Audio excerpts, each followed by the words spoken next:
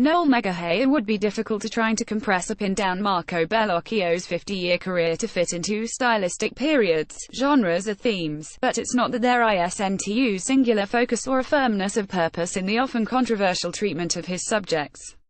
The obsessive recurring motifs in almost all Bellocchio's films can clearly be seen to relate back to the filmmaker's reaction against his well-off provincial family background growing up in Bobbio in the province of Piacenza, and the repressive influence of Italian Catholic society in the 1950s.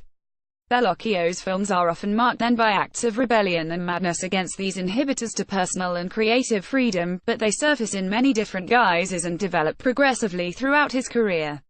The BFI South Bank, in association with Ciné Lumière at the Institut Français, present the first complete retrospective of all Marco Bellocchio's features at the BFI South Bank throughout the month of July 2018. Satire, morality, the cinema of Marco Bellocchio, giving the viewer the opportunity to join up the dots of one of the world's greatest living filmmakers whose works are rarely seen or distributed outside Italy. The director's filmmaking style and techniques, however, influenced as much by art, literature and psychoanalysis as personal autobiographical incident, have a way of confounding any expectations or summation the viewer might have of his work as a whole.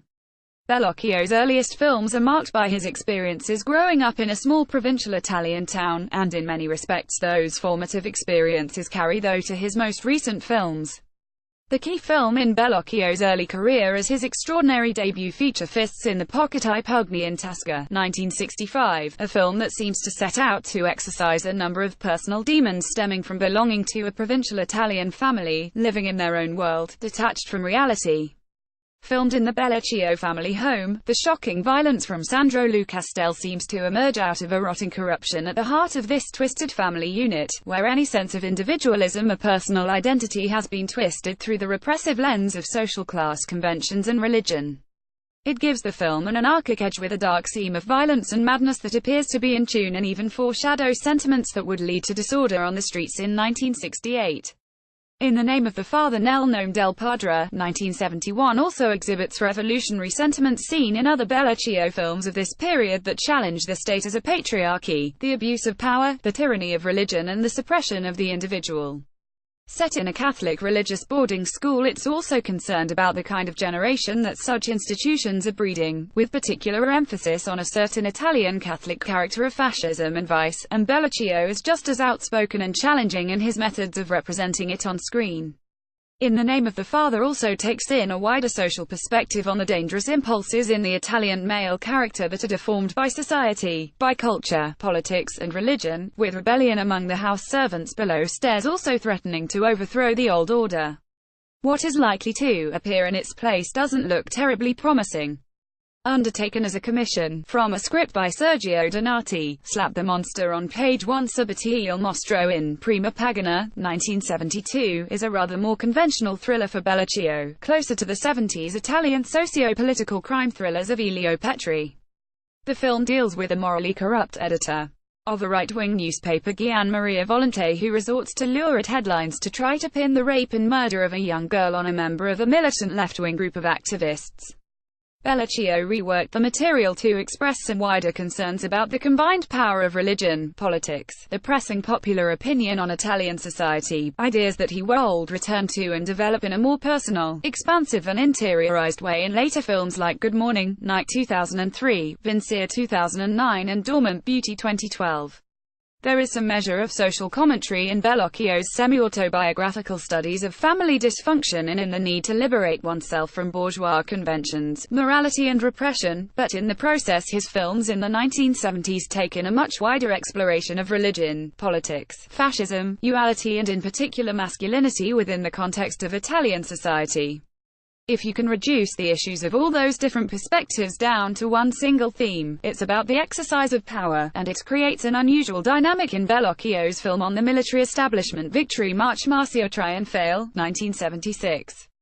There is actually a kind of twisted family unit established between Captain Asciutto, the brutal commander of an army barracks, his yearly abused wife and a young new recruit Passieri. The film explores the power dynamic in that parody of a family, and has important points to make about who really wields it, how they wield it, and how ultimately power weakens those who lust for it. Bellocchio's stance on the corrupting influence of modern society and its repression of freedom of expression in his films so far has been increasingly uncompromising, explicit and controversial in their personal vision, but the director would enrich the palette every now and again with literary adaptations of famous works. On the surface, The Seagull Il Gabbiano, 1977, appears to be a relatively straightforward adaptation of Chekhov's play, but it also relates closely to the director's breakthrough debut film Fists in the Pocket, with Costia equivalent to the Lou Castell's Sandro.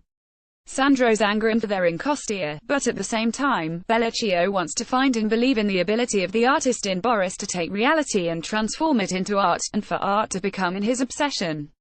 That obsession is, however, likely to be the source of great family discord and personal soul-searching, and it comes with a profound emotional cost. As is often the case in Bellocchio's own personal family experience, the results are madness and suicide. That is also the case in Bellocchio's subsequent film, A Leap in the Dark Salto nel Vuoto, 1980.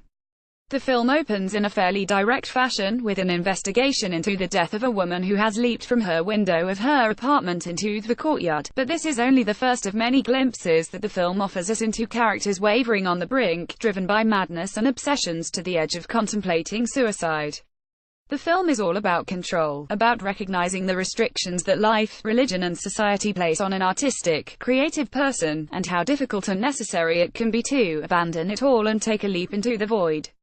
For Bellocchio, it's not enough to simply state this and explore it, but even put it into practice in the act of filmmaking, and the film blurs and overlaps streams with reality, breaking down conventional narrative to explore differing subjective views of reality.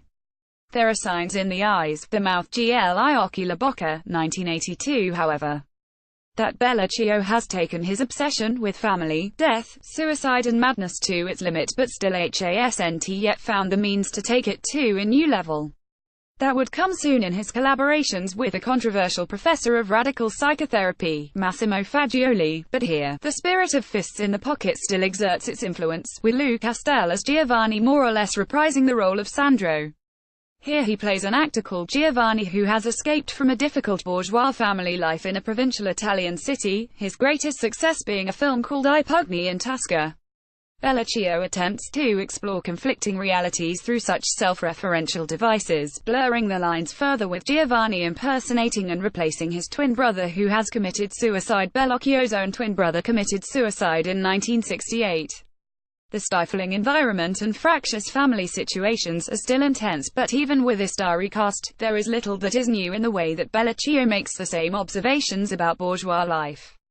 It's perhaps no surprise that when it comes to dealing with issues of madness and trying to find a way through it to relate to an alternative way of looking at the world, that Bellocchio would often turn to the Italian dramatist Luigi Pirandello and his shifting sense of reality. In Henry IV Enrico IV, 1984, a young man suffers from a fall from his horse during a costume party and believes himself to be King Henry IV, the Emperor of Germany. His wealthy family create a medieval world in a mountaintop castle as a comfort zone for Enrico Marcello Mastroianni to live in his madness, but 20 years after the accident, they bring a psychiatrist who they hope might be able to cure him of his delusions. The nature of characters and play acting adds another level of Pirandellian ambiguity that is imposed on the drama, and that suits Bellocchio's purposes too in terms of art, literature, drama, music and film being a cure not for madness, but an escape from the untrue reality of the world that we permit to restrict our freedoms and our minds. Diavolo in Corpo Devil in the Flesh in 1986, which is covered in part 2 of this feature on Marco Bellocchio, marks a turning point in the director's career. Working closely with the controversial Italian psychotherapist, Massimo Fagioli, Bellocchio's films would take on less of a conventional narrative and follow a freer psychological or psychoanalytical undercurrent in order to push boundaries and expression even further past conventional narrative techniques and indeed conventional thought. Often then a surreal aspect can be seen to break through and blur the lines between what we can perhaps describe as the conscious real world and a subconscious representation of deeper desires and impulses. A retrospective of the films of Marco Bellocchio, Satire Morality, the cinema of Marco Bellocchio is showing at the BFI South Bank, with some selected films showing at the Institut Français Ciné Lumière.